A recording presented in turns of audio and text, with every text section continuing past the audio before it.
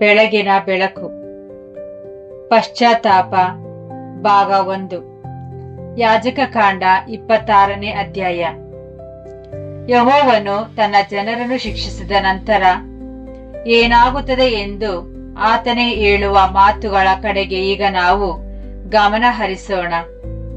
ಯಾಜಕಕಾಂಡ 26ನೇ ಅಧ್ಯಾಯವು ಕೇವಲ ಭಯದೊಂದಿಗೆ ಕೊನೆಗೊಳ್ಳುವುದಿಲ್ಲ, ಬದಲಾಗಿ ಅದು ಆತನ ಬಳಿಗೆ ಮರಳಿ ಬರಲು ಒಂದು ದಾರಿಯನ್ನು ತೋರಿಸುತ್ತಾ ಮುಕ್ತಾಯವಾಗುತ್ತದೆ.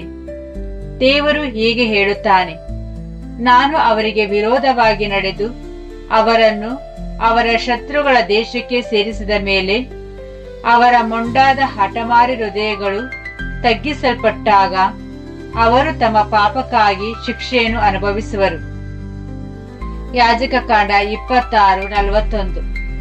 ಆತನು ಹೀಗೆಯೂ ಹೇಳುತ್ತಾನೆ, ಕೊನೆಗೆ ತನ್ನ ಜನರು ತಮ್ಮ ಪಾಪಗಳನ್ನು, ತಮ್ಮ ಪಿತೃಗಳು ತನ್ನ ದ್ರೋಹ ಮಾಡಿ ಶತ್ರುತ್ವ ತೋರಿಸಿದ್ದಕ್ಕಾಗಿ ಮಾಡಿದ ಪಾಪಗಳನ್ನು ಹರಕೆ ಮಾಡುವರು.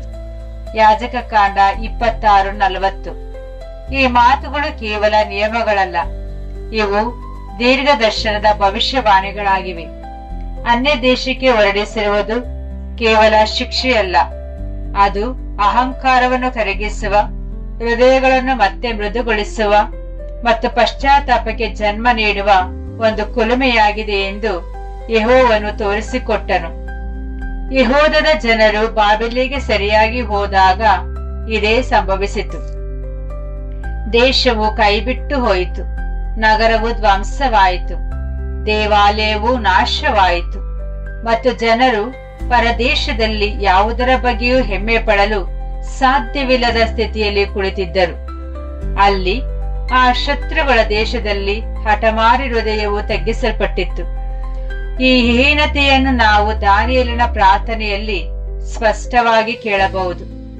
ದಾನಿಯೇಲನು ಇತರರನ್ನು ದೂಷಿಸುವ ಮನುಷ್ಯನಂತೆ ಮಾತನಾಡಲಿಲ್ಲ, ಬದಲಾಗಿ ಯೆಹೋವನ ಶಿಸ್ತಿನ ಕೈ ಕೆಳಗಿರುವ ಮನುಷ್ಯನಂತೆ ಮಾತನಾಡಿದನು. ಅವನು ರಾಷ್ಟ್ರದ ಪರವಾಗಿ ಪಾಪವನ್ನು ಅರಿಕೆ ಮಾಡಿ, ತಾವು ದ್ರೋಹ ಮಾಡಿದ್ದೇವೆ, ಆತನ ಮಾತನ್ನು ಕೇಳಿಲ್ಲ ಮತ್ತು ಆತನ ನಿಯಮಗಳನ್ನು ಮೀರಿದ್ದೇವೆ ಎಂದು ಹೇಳಿದನು.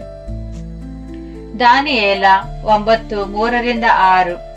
ಮೋಶೆಯ ನಿಯಮದಲ್ಲಿ ಬರೆದಿದ್ದ ಶಾಪವು ತಮ್ಮ ಮೇಲೆ ಬಂದಿದೆ ಎಂದು ಅವನು ಒಪ್ಪಿಕೊಂಡನು. ದಾನಿಯೇಲ 9:11-14.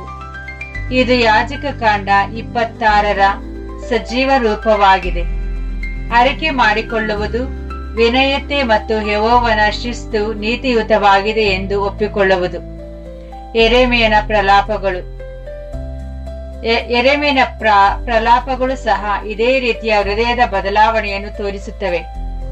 ಯೆಹೂದವು ನಾವು ನಿರಾಪದಿಗಳಲ್ಲ ಎಂದು ಹೇಳಲಿಲ್ಲ, ಬದಲಾಗಿ ಆ ನಗರವು ಹೀಗೆ ಕೂಗಿ ಹೇಳಿತು, ಯೆಹೋವನು ನೀತಿವಂತನು, ಏಕೆಂದರೆ ನಾನು ಆತನ ಆಜ್ಞೆಯನ್ನು ಮೀರಿದ್ದೇನೆ.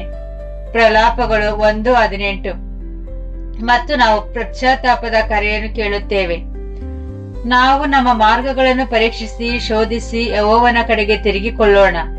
ಪ್ರಲಾಪಗಳು 3:40-42.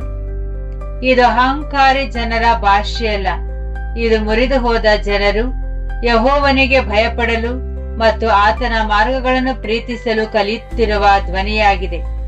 ಪಾಪದ ಬಗ್ಗೆ ಕಠಿಣವಾಗಿ ಮಾತನಾಡಿದ ಎಜೆಕಿಯೇಲ್ ಕೂಡ ಮುಂದಾಗಲಿರುವ ಆಂತರಿಕ ಬದಲಾವಣೆಯನ್ನು ಸೂಚಿಸುತ್ತಾನೆ. ಆಗ ನೀವು ನಿಮ್ಮ ಕೆಟ್ಟ ಮಾರ್ಗಗಳನ್ನು ನೆನಪಿಸಿಕೊಳ್ಳುವಿರಿ ಮತ್ತು ನಿಮ್ಮನ್ನು ನೀವೇ ಅಸಹಿಸಿಕೊಳ್ಳುವಿರಿ. ಎಜೆಕಿಯೇಲ್ 36:31. ಯೆಹೋವನು ಅವರ ಮೇಲೆ ಒತ್ತಡ ಹೇರುತ್ತಿದ್ದನು, ಆದರೆ ಆ ಒತ್ತಡಕ್ಕೆ ಒಂದು ಉದ್ದೇಶವಿತ್ತು, ಅವರನ್ನು ಸತ್ಯದ ಕಡೆಗೆ ಮರಳಿ ತರುವುದು. ಈ ಪಶ್ಚಾತ್ತಾಪವು ನಿಜವಾಗಿತ್ತು ಎಂಬುದಕ್ಕೆ ಸ್ಪಷ್ಟವಾದ ಸಂಕೇತವೆಂದರೆ ವಿಗ್ರಹ ಆರಾಧನೆಗೆ ಏನಾಯಿತು ಎಂಬುದು. ಸೆರೆಗೆ ಹೋಗುವ ಮೊದಲು ಯೆಹೂದವು ಪದೇ ಪದೇ ಬಾಳ್, ಆಶೇರ್ ಮತ್ತು ಉನ್ನತ ಸ್ಥಳಗಳ ಬೆನ್ನತ್ತಿ ಹೋಗುತ್ತಿತ್ತು. ಆದರೆ ಸೆರೆಯ ವಾಸವು ಆ ರಾಷ್ಟ್ರೀಯ ಕಾಯಿಲೆಯನ್ನು ಗುಣಪಡಿಸಿತ್ತು. ಈ ಶುದ್ಧೀಕರಣದ ಬಗ್ಗೆ ಯೆಹೋವನು ಮೊದಲೇ ವಾಗ್ದಾನ ಮಾಡಿದನು.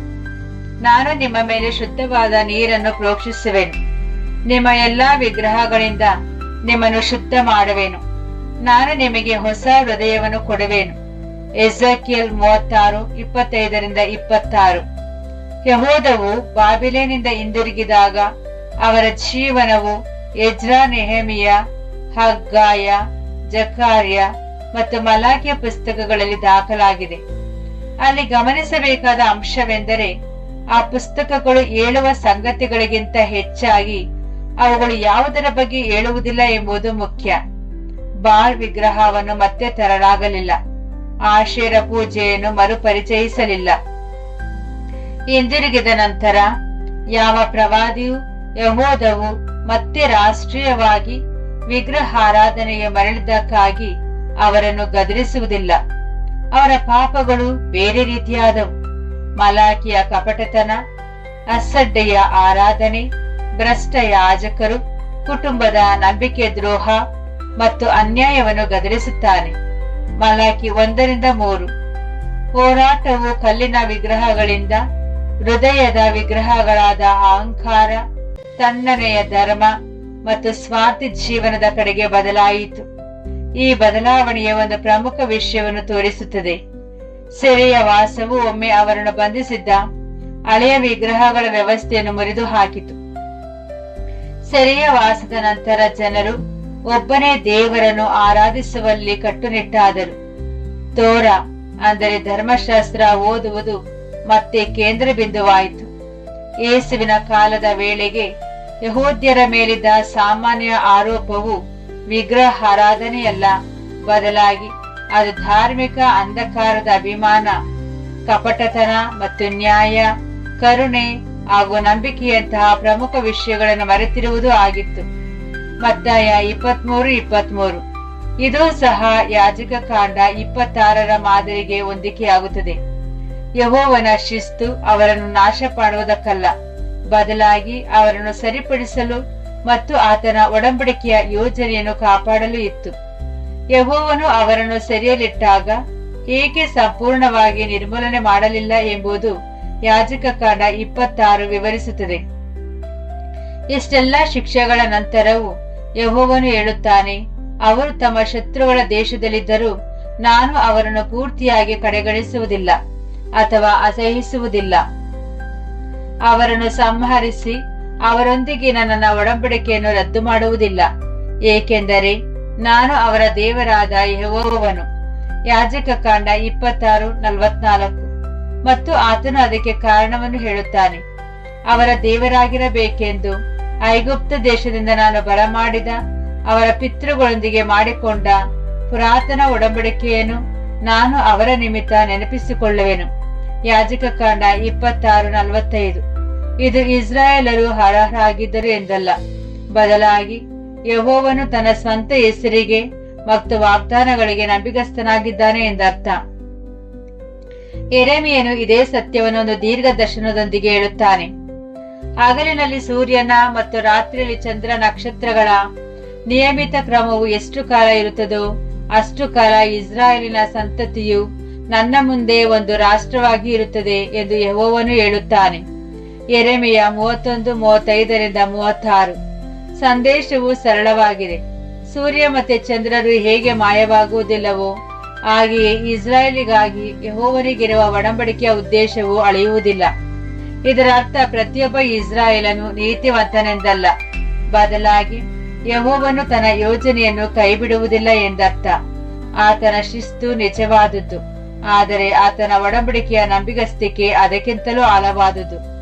ಆದ್ದರಿಂದ ಯೆಹೂದ ರಾಜ್ಯವು ಯಾಜಕ ಕಾಂಡ 26ಕ್ಕೆ ಒಂದು ಜೀವಂತ ಸಾಕ್ಷಿಯಾಗಿದೆ. ಅವರಿಗೆ ಶಿಕ್ಷೆಯಾಯಿತು. ಅವರು ಶತ್ರುಗಳ ದೇಶಕ್ಕೆ ಹೋದರು. ಅವರ ಹೃದಯಗಳು ತಗ್ಗಿಸಲ್ಪಟ್ಟವು. ಅವರು ಪಾಪವನ್ನು ಅರಿಕೆ ಮಾಡಿದರು. ಯೆಹೋವನು ತನ್ನ ಒಡಂಬಡಿಕೆಯನ್ನು ನೆನಪಿಸಿಕೊಂಡನು. ಆತನು ಅವರನ್ನು ಮರಳಿ ತಂದನು ಮತ್ತು ಆ ಮರಳುವಿಕೆಯ ನಂತರ ಯೆಹೂದವು ಒಂದು ರಾಷ್ಟ್ರವಾಗಿ ಎಂದಿಗೂ ಬಾಳ್ ಆರಾಧನೆಗೆ ಮರಳಲಿಲ್ಲ.